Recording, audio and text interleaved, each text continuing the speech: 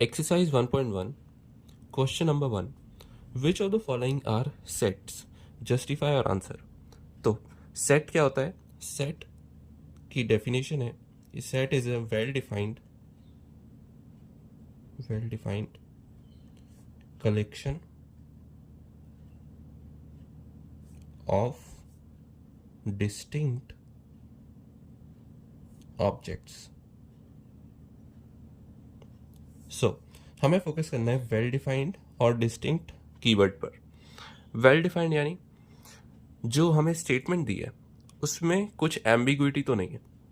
इसे हम इन एग्जांपल से समझेंगे कि वेल डिफाइंड का मतलब क्या होता है. और डिस्टिंक्ट ऑब्जेक्ट्स तो वो होते हैं कि अगर सेट में 1, 2, 2 और 3 है तो 2 दो बार रिपीट हो रहा है. सेट में कोई भी एलिमेंट दो बार रिपीट नहीं होता, हेंस फाइनल सेट होगा 1, 2 और 3. तो डिस्टिंक्ट का मतलब तो ये है, वेल डिफाइंड का मतलब हम इन एग्जाम्पल से समझते हैं. Example 1, the collection of all the months in the year beginning with the letter J.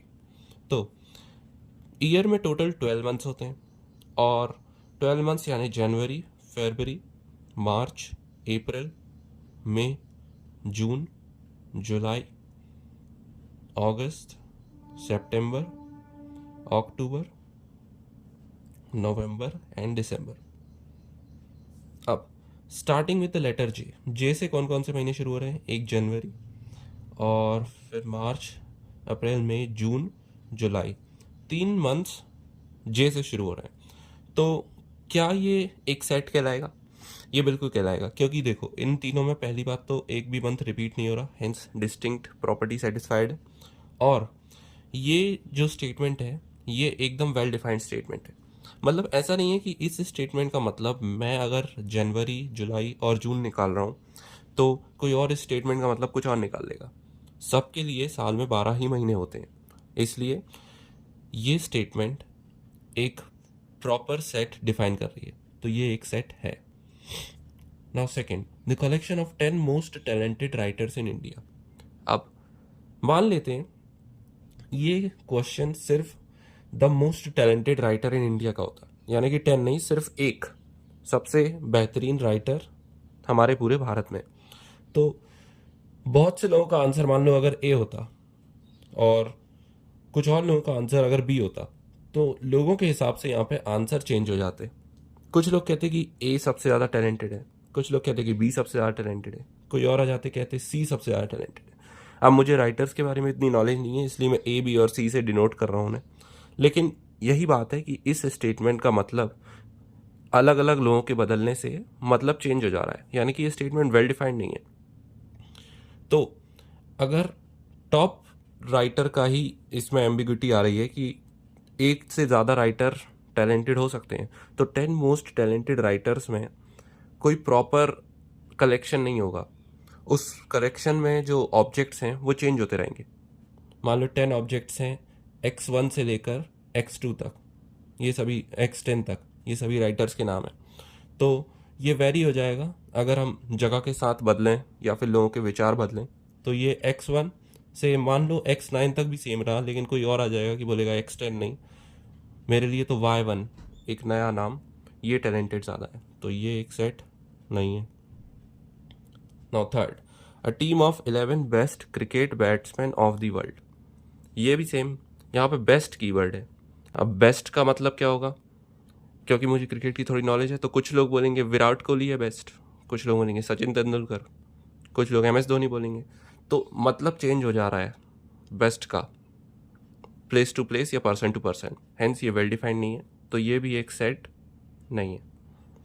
Now third, collection of all boys in your class. ये तो वेल डिफाइंड है और हर एक बॉय एक ही बार आएगा, कोई रिपीट तो होगा नहीं.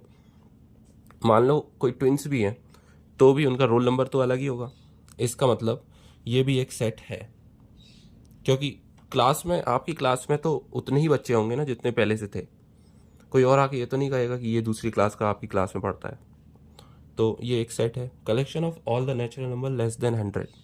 नेचुरल नंबर शुरू होते हैं 1 से, 2, 3 और अप टू 99. अगर मैंने ये आंसर दिया है 1 से 99, तो कोई और अगर इस स्टेटमेंट को पढ़ेगा उसका भी आंसर यही होगा, नेचुरल नंबर 1 से ही शुरू होते हैं. इस स्टेटमेंट में कोई भी एम्बिग्विटी नहीं है और हर एक नंबर डिस्टिंक्ट है, देयरफॉर ये भी एक सेट है। The collection of the novels written by the writer Munshi Premchand. अब उनने जितनी भी नॉवेल्स लिखी है उनकी लिस्ट उनके पास तो होगी ही, तो ये भी एक वेल डिफाइंड सेट है, क्योंकि ना उनने कोई नॉवल रिपीट करी होगी और कोई और ये नहीं कह सकता कि ये नॉवल आपकी लिस्ट पे बिलोंग नहीं करती, क्योंकि उन्हें पता है उनने कितनी नॉवल लिखी है और सब डिस्टिंक्ट है, तो ये भी एक सेट है। The collection of all even integers. Even integer शुरू होते हैं 2 से, 2, 4, 6, 8 अप टू इन्फिनिटी, और ऑल लिखा है तो इन्फिनिटी तक जाएगा। सबके हिसाब से स्टेटमेंट का मतलब यही होगा, और ये सारे इंटीजर्स डिस्टिंक्ट है, देयरफॉर ये भी एक सेट है। The collection of questions in this chapter. इस चैप्टर में टोटल लगभग 50-60 सवाल होंगे, लेकिन उन सभी का कलेक्शन एक सेट बना सकता है क्योंकि सारे क्वेश्चन डिस्टिंक्ट है, देयरफॉर ये भी एक सेट कहलाया जा सकता है।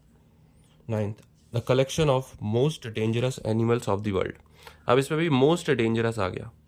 कुछ लोगों के हिसाब से कोई स्नेक बहुत ज़्यादा डेंजरस हो सकता है, कुछ लोगों के हिसाब से लायन, तो इसमें एम्बिग्विटी है स्टेटमेंट में, देयरफॉर ये एक सेट नहीं है। So these are the answers of these questions.